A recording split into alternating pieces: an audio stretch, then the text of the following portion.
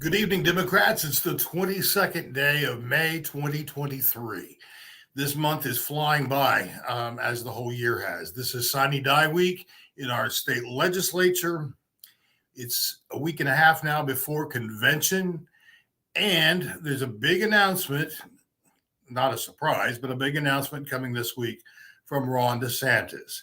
So we have all that and more when the Hamilton Report starts now.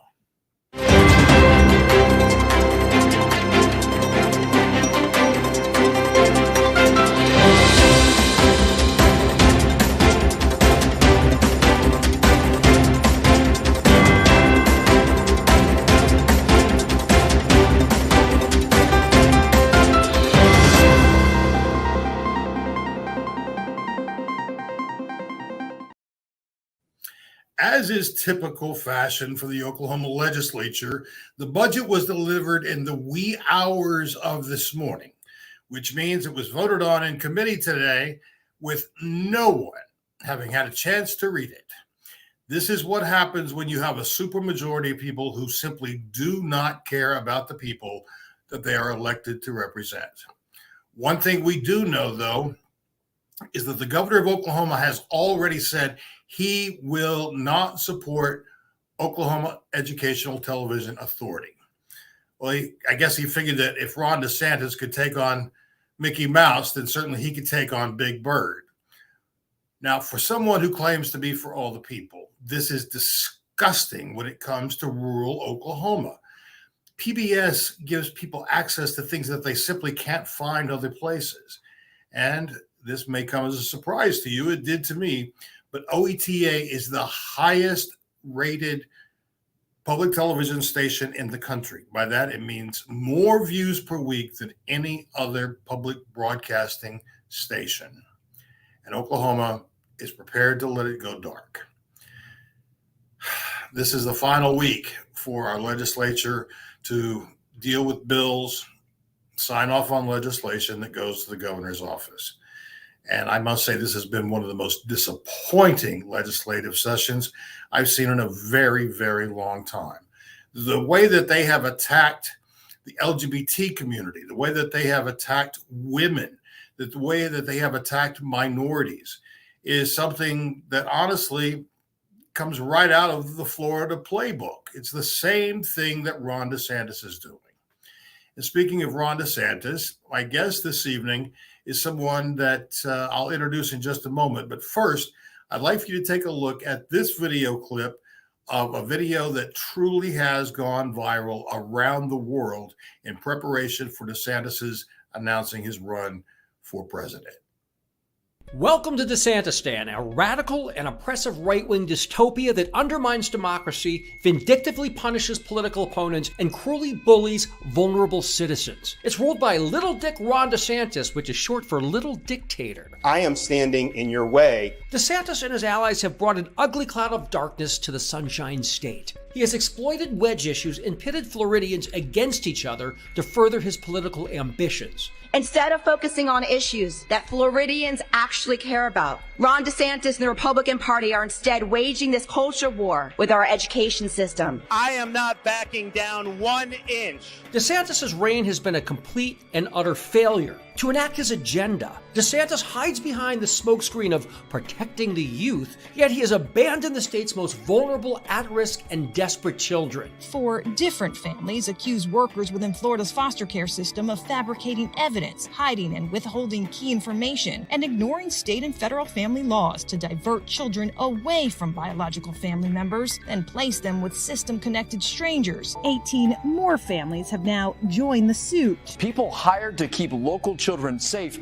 are quitting at an alarming rate. The sheriff now calling the state's child welfare system broken, its group homes designed to care for kids in need incapable of handling kids, but it's also a system that has for years been overloaded, underfunded, and under-resourced, insiders say. The governor has fomented bitterness and divisiveness to distract from his disastrous public policies. Governor, Black history is American history, and you are on the wrong side of history. And we are going to make sure we stand up to the left Under Little Dick Ron, Florida has become unaffordable. South Florida's Tri-County area leads the country with rent 18% higher than it should be. A COVID death trap. You do not have to wear those masks. I mean, please take it off. Honestly. He took away my authority. He put my child at risk. Case data incomplete or inaccurate. COVID deaths reported late or not at all. And contact tracing simply never done. An educational abyss. I like getting books from our library, which we can't do right now. They've come for teachers over masks. They've come for teachers over books. Teachers have been called groomers. We are all scared because if we have a governor who doesn't value freedom, then what does he value? And a citadel of censorship. 20 of her books have been removed by officials in Martin County schools. It is not fine for you to make a decision for everyone else's child. And that is really what's at heart here. Sixth grader Jonas Walter fears one of his favorite books may be banned from the classroom. I think what the legislation is doing is trying to stoke fear that things are happening in the classroom that aren't really happening. As well as a hotbed of hate. It's no coincidence that under his leadership, neo-Nazis have flourished. They've been emboldened and regularly disseminate literature and parade across the state, while the Florida governor remains silent on their swastikas. No one is safe in Florida unless they bow down to the authority of the state. There's a new sheriff in town, and that's just the way it's going to be. If you want to know who Ron DeSantis really is. Little Dick Ron is a strange hybrid of a committed fascist and a communist tyrant. From the fascist right, he scapegoats minorities, purges libraries, forces women to give birth, and indoctrinates school children with a sectarian agenda. Make America great again. Build the wall. Then Mr. Trump said, "You're fired." All you're doing is shrinking these kids' worlds and making them ill-prepared for reality. And that's the hypocrisy of this. From the totalitarian Stalinist wing, DeSantis demands the business community adhere to his worldview or face severe consequences. I don't think Ron DeSantis is a conservative based on his actions towards Disney. If you express disagreement in this country, the government is allowed to punish you. He is a demagogue, a dangerous demagogue. So if you look at this whole special district, Walt Disney Corporation obviously owns a lot of it, but the district owns other land. What should we do with this land? Maybe you need another state prison. Who knows? He wants to become president of the United States and export his ignorance and extremism to the rest of America. We are a group of deeply concerned citizens committed to ensuring this Orwellian nightmare never occurs.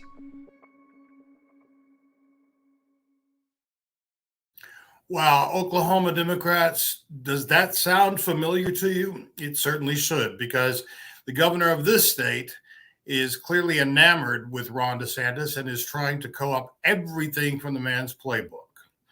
But we're going to get into this deeper now because my guest this evening was the one you just saw. He has been on this program a number of times discussing urgent issues of importance, not just to Oklahoma Democrats, but to Americans. He is truly one courageous man and someone that I am proud to call my friend. He joins us this evening from his home in Medellin, Colombia, and I'm pleased to welcome back to the Hamilton Report, Wayne Besen. Wayne, good evening, my friend. Good evening. It's great to be on. Thank you so much.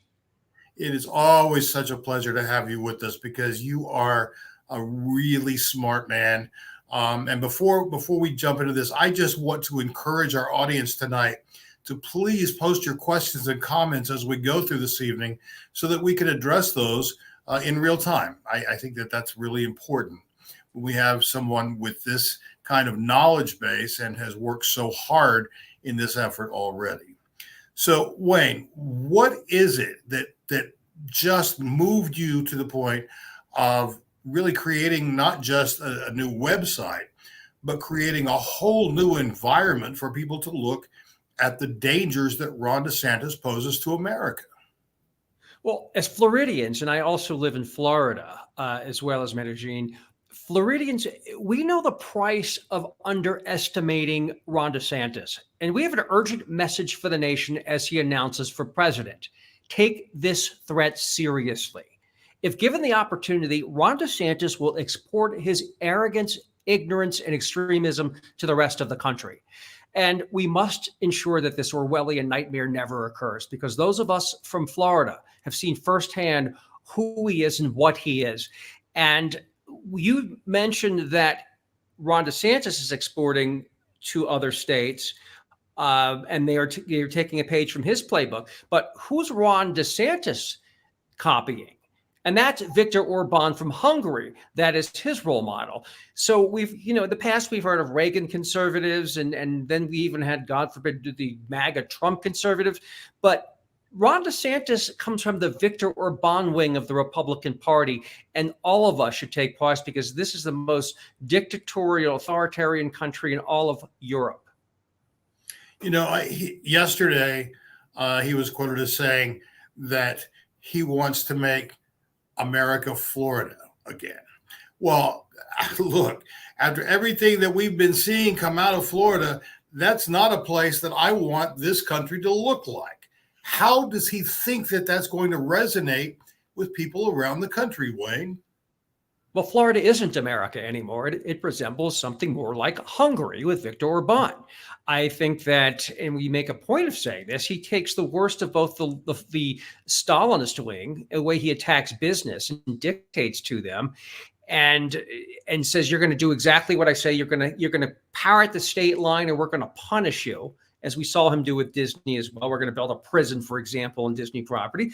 And from the far right, he takes the worst elements in terms of censorship, this draconian abortion at 6 weeks, his attacks on LGBTQ people, his rampant racism, and attacks on being, quote, woke, which means that we simply are trying to be enlightened and not keep young people from education. We promote education, not ignorance. We promote where people can actually go and know about the world, because I think we're going to see a huge brain drain in Florida when it comes to education, and not just with students who decide not to study there, but a lot of teachers are saying, I've had enough. I can't teach here anymore. And so we're going to see some of these systems in Florida collapse because of what DeSantis has done. It's not going to be apparent right away, but we're seeing the beginnings of it. And Dwayne Wade was a perfect example, my favorite basketball player of all time from the Miami Heat. He has a trans daughter, and this is the biggest star, the most beloved person in all of Florida almost, and he moved out to protect his family. And if Florida is no longer good enough for Dwayne Wade, who is it safe for then? Nobody. Ron DeSantis is an extremist. Yeah, but he's an extremist who's out of step with public opinion. He is a narcissist who is a stage horse and a showboat who is completely focused on culture wars at the expense of the state. He doesn't care about solutions. He cares about stirring the pot. And that is what we have been have had to deal with in Florida. And I think it's going to catch up to him at some point. But people should take this man seriously and do everything in their power to make sure that the governorship of Florida, Tallahassee, is the end of his career rather than the beginning. I love that approach. I have to tell you, when I read this morning about someone pulling up to an ATM machine and taking longer than the guy behind them thought they should be taking, the guy gets out of his car and pulls a semi-automatic handgun on the man for taking too long at the ATM. These Florida man headlines were funny at one point, but now they're quite frightening. The NAACP yesterday issued a travel warning to people of color not to go to Florida because it's not safe. It's not the first warning. Equality Florida, the LGBTQ organization, they issued a call. We had an immigrants' rights group do the same thing, say it's not safe for immigrants. And you mentioned the gun issue. Little Dick Ron is transforming Florida into the Wild West. He is recklessly letting gun stores hand out firearms like candy and Pez dispensers. And the state isn't safe for anyone. At any time, anyone can be a victim of random gun violence. It's a scary place under Ron DeSantis. In Florida, they just passed a new law that allows people to carry concealed guns without a permit or training. It's crazy. We've seen Airports rampant with guns. The Transportation Security Administration reported a record number of guns that were intercepted at Florida airports last year. The state reported, get this, a 28% jump from any previous year and includes records set at 14 individual airports. Routine, and you just mentioned this, routine disagreements among citizens over things like parking spaces now degenerate from words to wielding weapons. Florida's famous spring break has gone from fun to fatal, with gunshots piercing dance music enjoyed by revelers.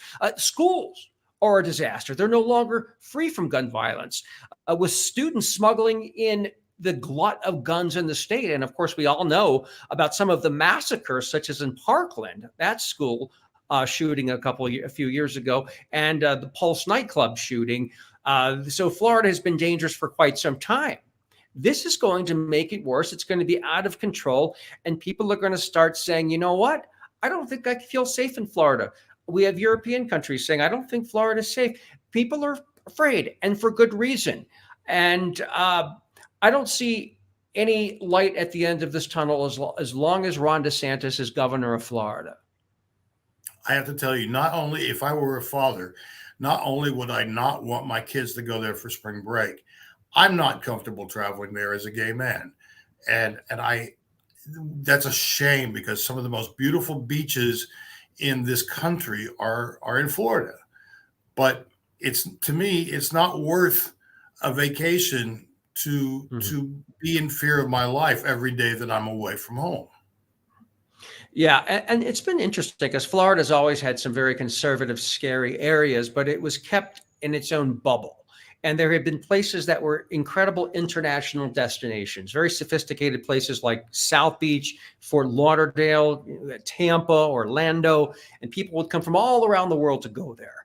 But right now, the right wing of Florida is not content to live and let live. They want to, quote, own the libs. They want to dominate. They want to go into places that are tolerant and kind of, quite frankly, been the economic engine of Florida. The reason people know about it, because to be blunt, they have beaches in Alabama too that are nice, but people aren't going there from all over the world. They're going to Florida because of South Beach, of the glamour, the excitement that has come from that state. And Ron DeSantis is going to strangle the economic golden goose that has made Florida so wealthy in recent years. And it's a shame because, as you said, our beaches are amazing.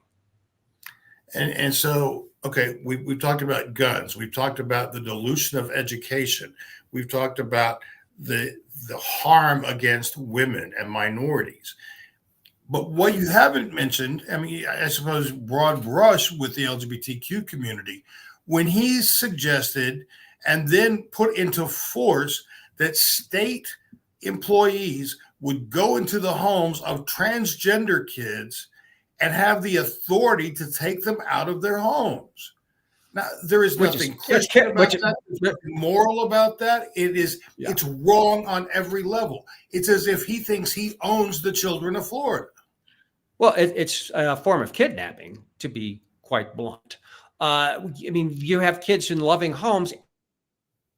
Actually, these parents that they cannot do what is best for them with the advice of their physician.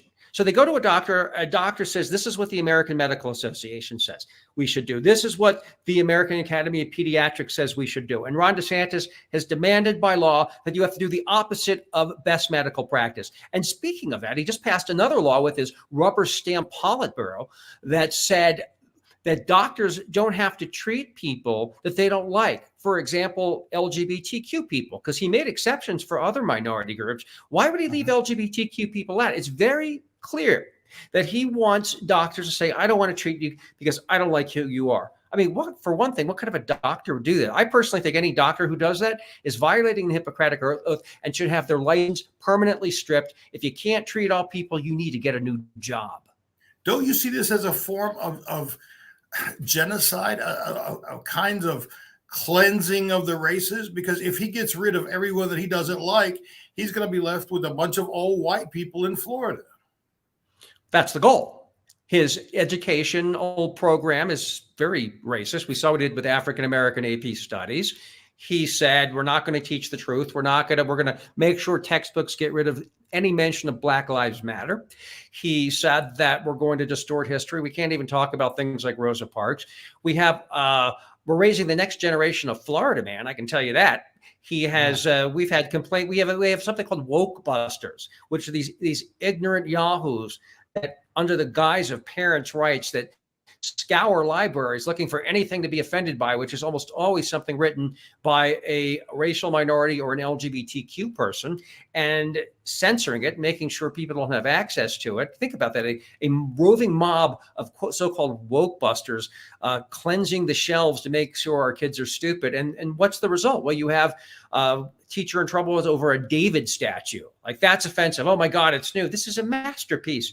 And when David statue cannot be shown in a Florida school, you're really talking about policing ignorance and ensuring that these young people cannot cope with the real world and will not be able to compete for jobs when they graduate eventually. They simply will not have the skills and the critical reasoning and thinking skills to compete with smart people from other places. You have a situation where a teacher just showed an animated movie with a character who's biracial and LGBTQ. And that teacher is now under investigation. What is this? North Korea? What is this? Russia? Another student. G-rated movie. That was a G-rated movie, Wayne. I mean, yeah, it was. I think it was PG, but it was something that was clearly within the bounds of being shown to the age group, and there was nothing objectionable about it unless you object to the very existence of LGBTQ people, and that is what we are seeing here. They are deliberately conflating the sexuality with existence. So they're making it uncomfortable for, say, a young gay person to mention they have gay parents. Their very existence is conflated with sexualizing. And there's nothing inherently more sexual about the existence of gay parents than straight parents. But that is their goal. And that is the strategy, to make anything LGBTQ dirty and ugly and something to be whispered about in the closet. And I say that when they say, don't say gay, I say you say it twice as loud. When they have censorship, you ignore it. When Ron DeSantis tells you what to think or what to wear, ignore him and deliberately have direct action and resistance to this. We cannot lay down. We cannot sit there and take it. We must fight like hell to make sure that Ron DeSantis doesn't destroy Florida and, God forbid, the rest of the country. Let's go all the way to that extreme. This is an earnest prayer on my part that it would never happen, but if he should become the next president of the United States, what hope could we possibly have for this country? I think the only hope is to get a passport and that they deliver them quickly so you can move. I think that's the best bet. This country, just like if Donald Trump gets reelected, it will end as we know it. Democracy is hanging by a thread. We were very lucky. January 6th didn't succeed. We were very lucky to get a president like Joe Biden to try to fix this country. And it's not just for domestic reasons. Ron DeSantis was in bed with less parties, with the guy who was funneling Russian oligarch money to politicians. We found that out today. I wonder why Ron DeSantis' initial position on Ukraine was pro-Russia. He was getting money funneled from Russia. And so both Ron DeSantis and Donald Trump threatened to destroy NATO. They both clearly don't care for it, and they're on the side of Vladimir Putin. And imagine if Vladimir Putin, they just hand Ukraine over to Russia. That would also, I think, encourage China on Taiwan, that the United States won't do anything. So this has real implications beyond domestic policy. This could really, whether Ron DeSantis or Donald Trump gets elected, put a monkey wrench in the entire free world. I read today, it was either the Washington Post or the New York Times, but European leaders are very concerned about the 2024 election because they were beyond skeptical of Trump. And then it grew to disdain and then absolute hatred for the leadership of this country. And the Republicans are holding the world's economy hostage over this debt ceiling nonsense. So if you have one of these radical fools sitting in the Oval Office, we would have no support anywhere in the world. That it's just that simple. Well, that's true, but I think people need to realize this isn't Gerald Ford's Republican Party. It's not even Reagan's, who was bad enough. This is a white nationalist party. This is a religiously extreme party, not the regular Christians that we know that preach love and the actual word of Jesus, but those who believe that they should dominate people and use religion as a sword rather than a shield to help people. And what they want to do is destabilize this country because they don't have popular opinion on their side in most of America.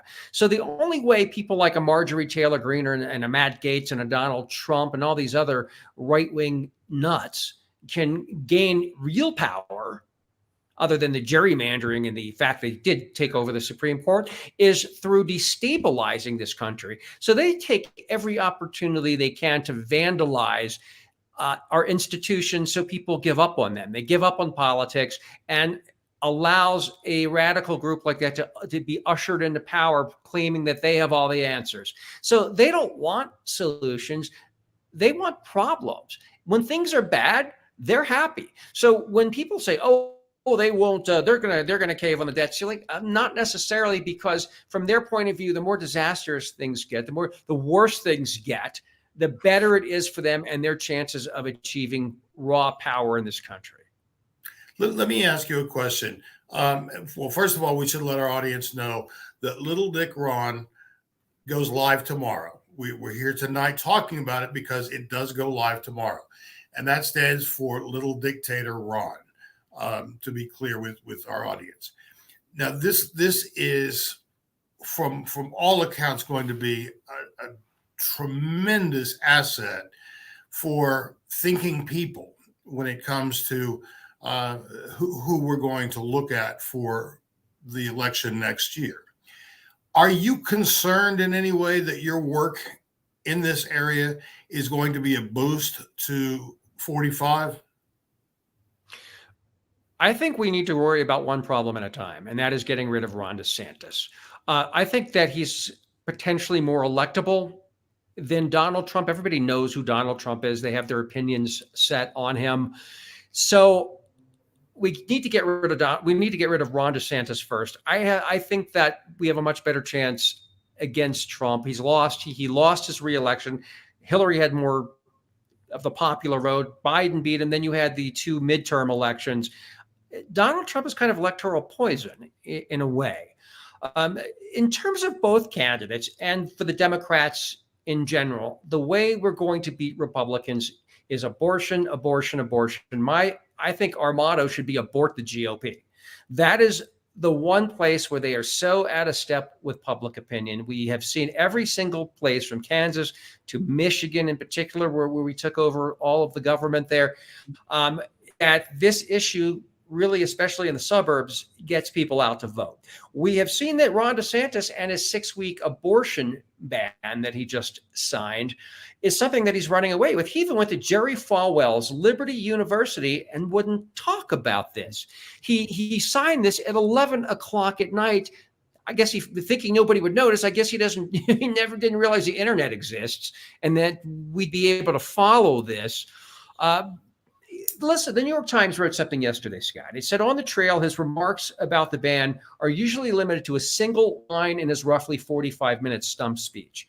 He's running from this. They're all terrified of this issue, and I think that's going to sink them all. So I think we need to pound that issue home over and over and over again, because it's a really big dividing line between the two parties. I read a statistic. This is a couple of months ago, so it may have changed slightly. But 68% of women in Florida detest the man. They would not vote for him again for governor, and most certainly wouldn't if he were to run for president. If people in your own state hate you that much, why are you considering this level of run? He's like Trump. People either love him or hate him. The more people learn about him, though, I think we saw an erosion of his numbers, but it's still very early. Remember, Joe Biden was losing until South Carolina last year. He was at so I wouldn't count this guy out yet. In fact, I think he's got better than even odds. I think he. That's why I'm telling people, do not underestimate and take him deadly seriously, like a heart attack. And in Florida, here's the thing in Florida that people have to realize that Ron DeSantis won by 19 points against Charlie Crist, but the Democratic Party severely underfunded the fight in Florida. They did not give enough money to Florida. They put up Charlie Crist, who, bless him, but he had lost several times before and he didn't inspire people to come out and vote. And there were these voter suppression tactics, including an election police that arrested African Americans high profile on TV and scared people out of voting.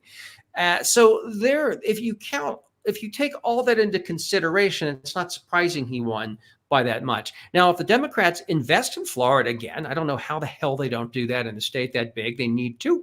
When we come out strong and we have this time we have candidates that can inspire more, I think we'll do much better. And I think that Ron DeSantis looks stronger than he is in the terms of the numbers of his last re-election. And Scott, you're right. If people would have known he was going to be as extreme as he is now, I think he would have lost a lot of votes, particularly with the business community. We see what he's doing with Disney. And I think that's scaring a lot of conservatives. I mean, what kind of a conservative goes after businesses like this? Disney just canceled, because of him, Disney just canceled a plan to build a campus on Lake Nona Town Center in Orlando. It's going to cost the state $1 billion, 2,000 Disney jobs, and each one of those jobs is an average of $120,000 salary. That's a lot of money going around.